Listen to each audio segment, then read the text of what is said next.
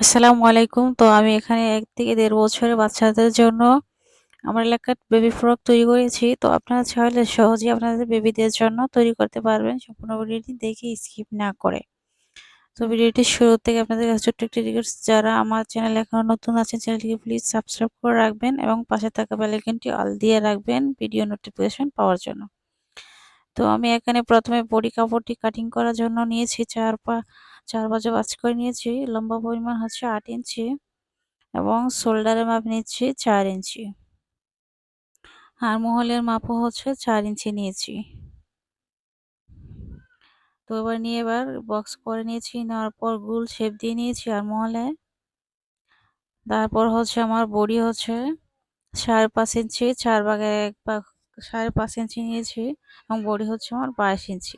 তো পেটের গ্যাপের মাপ নিয়েছি বডির চাইতে ১/২ ইঞ্চি কম, ৫ ইঞ্চি নিয়েছি। তারপর নিচ দিয়ে একটু শেপ দিয়ে নিয়েছি, যেন জামাটি ঝুলে না যায়, কোনো না বের হয় তার জন্যে।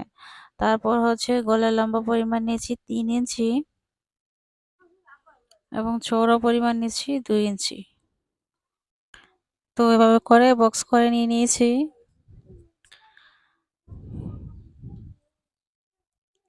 তো বক্স করে নেওয়ার পর গোল শেপ দিয়ে নিয়েছি। তারপর হচ্ছে শোল্ডারে ২ সুতো পরিমাণে একটু ডাউন দিয়ে শেপ দিয়েছি যেন ফিটিং ভালো আসে তার জন্য। এবার হচ্ছে মার্ক অনুযায়ী কাটিং করে নেব। তো আমার ভিডিওটি আপনারা কে কোথা থেকে দেখছেন প্লিজ কমেন্টের মাধ্যমে জানাবেন এবং কোনো অপশন থাকলে আপনারা কমেন্টের মাধ্যমে জানাতে পারেন।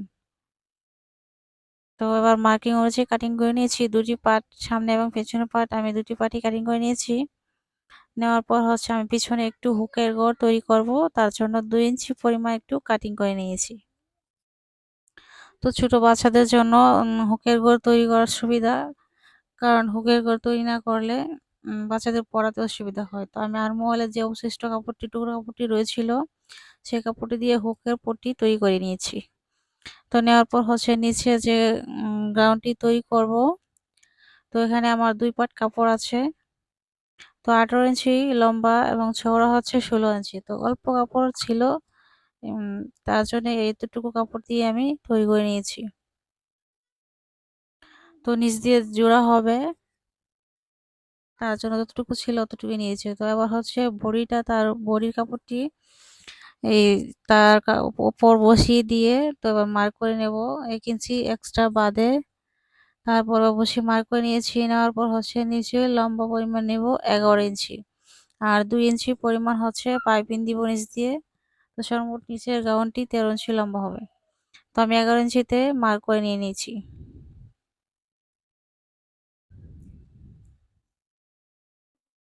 তো এবার মার্ক অনুযায়ী দাগটি টেনে নেব।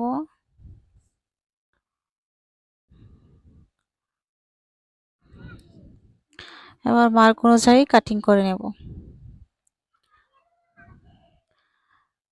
তো অল্প কাপড় ছিল, তো অল্প কাপড় দিয়েই বাচ্চাদের জন্য জামাটি তৈরি করেছি।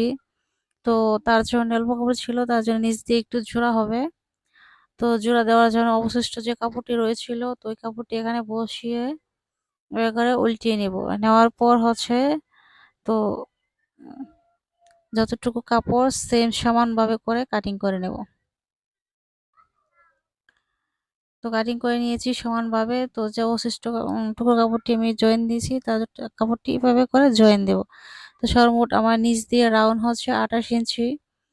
তো ২৮ ইঞ্চি সামনে এবং পেছনে হচ্ছে, তো ২ টি পার্ট তৈরি করব। তার জন্য আমি কালো টুকরো কাপড় ২ টি পার্ট নিয়েছি। তো ২৮ ইঞ্চিতে আমি মার্ক করে নিয়েছি। নেওয়ার পর হচ্ছে ২ ইঞ্চি এক্সট্রা নিয়েছি, সেলাই যাবে এবং গাউনটি মধ্যে বসিয়ে নিব। তারপর হচ্ছে আমি গলা এবং আর্মহোলে পাইপিং দেব, তার জন্য আমি ১.৫ ইঞ্চি পরিমাণ চওড়া নিয়েছি। তো এবার কাটিং করে নেব। নেওয়ার পর হচ্ছে আর একটু কাপড় কাটিং করে নেব। তো এই পাইপিংটি এই কাপড়টির উপর বসিয়ে সমান করে কাটিং করে নেব। আর্মহোলে এবং গলায় পাইপিং দেওয়ার জন্য এতটুকুই চলবে। তারপর হচ্ছে সাইডে বেল্ট দেওয়ার জন্য ২ টি পাট কাপড় নিয়েছি। ১৪ ইঞ্চি পরিমাণ লম্বা এবং চওড়া হচ্ছে ৩ ইঞ্চি পরিমাণ। তো এবার আছি সেলাইয়ের কাজে। তো প্রথমে আমি পিছনে যে হুকের ঘর তৈরি করেছিলাম, তো হুকের ঘরটি এবার সেলাই করে নেব। নেওয়ার পর কেঁচি দিয়ে একটু কাট বসিয়ে দেবো যেন ফিটিং ভালো আসে। তার জন্য তো এবার নখ দিয়ে এভাবে করে মুড়িয়ে এবার উল্টো পাশ দিয়ে তারপর এবার করে চাপ সেলাই দেবো। দেওয়ার পর হচ্ছে এবার এই বডিটির উপর সামনে বডিটি এভাবে রেখে শোল্ডারটি সেলাই করে নেব। তো আমি শোল্ডার সেলাই করে নিয়েছি। নেওয়ার পর হচ্ছে এবার বাজ পাটি রেখে দেবো। তো দেওয়ার পর হচ্ছে আমি এখানে যে পাইপিং অ্যাটাচ করার জন্য যে কাপড়টি কেটেছিলাম, তো এই কাপড়টি দুভাঁজ করে সুন্দর করে মুড়িয়ে সুন্দরভাবে এভাবে করে ঘুরিয়ে পাইপিং কাপড়টি অ্যাটাচ করে নিতে হবে। তো আর্ম হলেও সেম একই নিয়মে অ্যাটাচ করে নিতে হবে। দুটি আর্ম হলে সেম একই নিয়মে লাগিয়ে নিতে হবে। তো আমি লাগিয়ে নিয়েছি। নেওয়ার পর হচ্ছে কাঁচি দিয়ে একটু কাট বসিয়ে দেবো যেন শেপ ভালো আসে।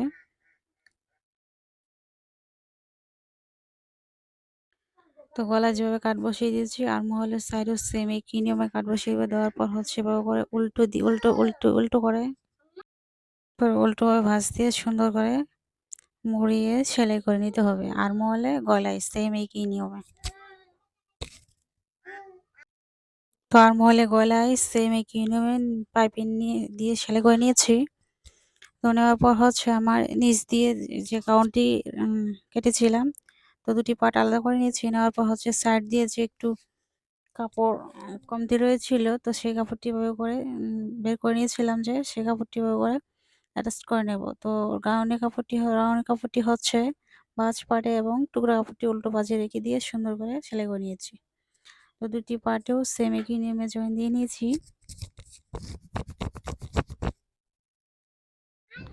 তো নেওয়ার পর হচ্ছে যে আমি কালো টুকরো কাপড়টি পাইপিং দেওয়ার জন্য নিয়েছিলাম, তো কাপড়টি এবার নিচ দিয়ে সুন্দর করে মিলিয়ে সেলাই করে নেব।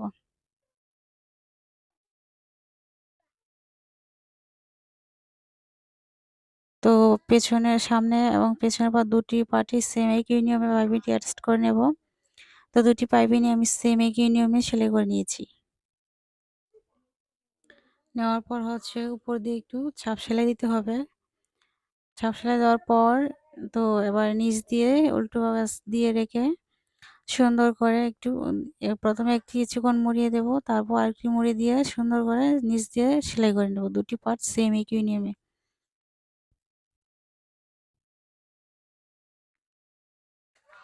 তো আমি দুটি পার্ট সেম একই নিয়মে সেলাই করে নিয়েছি। তো সেলাই করে নেওয়ার পর হচ্ছে এবার আমার বডির সাথে অ্যাটাচ করে নিতে হবে।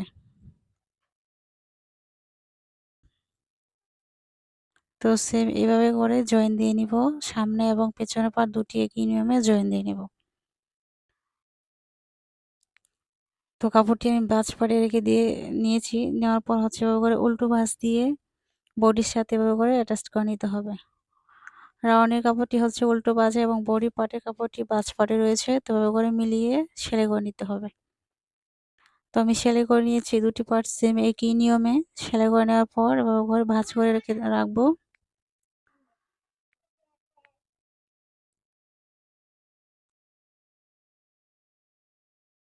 তো রাখার পর হচ্ছে তো এখন আমি সাইডে যে বেল্টটি অ্যাটাচ করব, তো বেল্টটি আগে প্রথমে আমি তৈরি করে নেব। তো এভাবে করে সুন্দর করে দুটি বেল্ট সেম একই নিয়মে সেলাই করে নেব সাইড দিয়ে। সেলাই করে নিয়েছি। তো এবার যে কোনো কিছুর সাহায্যে বেল্টটি উল্টে নিতে হবে।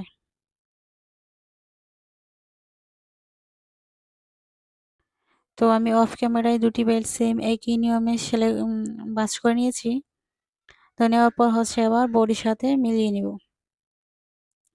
তো বডির কাপড়টি এভাবে করে উল্টো ভাঁজ দিয়ে রেখে দিয়েছি। রেখে দেওয়ার পর দুটি সাইড সুন্দর করে মিলিয়ে সেম একই নিয়মে সেলাই করে নিতে হবে। তো সেলাই করার আগে যে আমি বেল্টটি যে তৈরি করেছিলাম, তো বেল্টটি এই পেটের যে কোমরের জয়েন্টটি আছে জয়েন্ট বরাবর সুন্দর করে বসিয়ে দুটি সাইড সেম একই নিয়মে সেলাই করে নিতে হবে।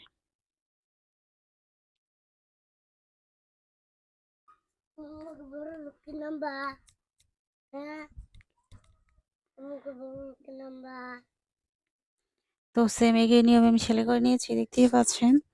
তো তো আমি এখানে জামাটি তৈরি করেছি ১২ গিরা পরিমাণ কাপড় দিয়ে এবং টুকরো কাপড় ২ গিরা ৩ গিরা পরিমাণ ৩ গিরা পরিমাণ কাপড়টি কালো কাপড়টি নিয়েছি। নেওয়ার পর হচ্ছে আমি ১ থেকে ১.৫ বছরের বাচ্চার জন্য জামাটি তৈরি করে নিয়েছি। তো দেখতেই পাচ্ছেন তো জামাটির উপর একটি ফোল্ড বসিয়ে দিয়েছি কত সুন্দর।